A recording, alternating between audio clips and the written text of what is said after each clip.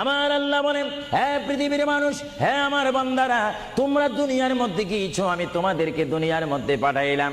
পাঠাইবার পরে আমি জানি তোমরা অনেক অন্যায় পথে যাবে, অনেক কাজ করবে, যে কাজগুলোর মধ্যে তোমাদের গুনাহ হয়ে যাবে। হ্যাঁ বান্দা, তোমরা গুনাহ করবে তাও আমি ভালো মতো জানি, তোমরা পাপ করবে তাও আমি ভালো মতো জানি। বান্দারে, পাপ করার পরে, গুনাহ করার পরে একাই কি মসজিদের মধ্যে তোমরা কেঁদেছো, রব্বানা যালামনা, বলেন রব্বানা যালামনা আনফুসানা ওয়া ইল্লাম তাগফির লানা ওয়া তুরহামনা লানাকুনান্না মিনাল খাসিরিন বলে বলে মসজিদে কেঁদেছো, আসরের নামাজ পড়ে কেঁদেছো, যোহরের নামাজ পড়ে কেঁদেছো, মাগরিবের পড়ে কেঁদেছো, এশার নামাজ পড়ে কেঁদেছো। এ বান্দা, নামাজের মুসল্লা যখন বসে যাও, আমি আল্লাহকে তোমরা বারবার বল, আল্লাহ আমার গুনাহ মাফ করে দাও। তারপরও আমি তোমাদের গুনাহ মাফ করে নেই।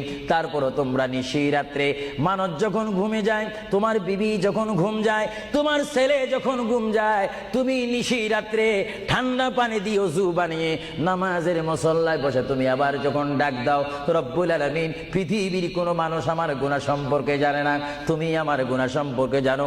আমি এমন গুনাহ করেছি আমার বিবি জানে না, বিবি গুনাহ করেছে আমি জানি না। আল্লাহ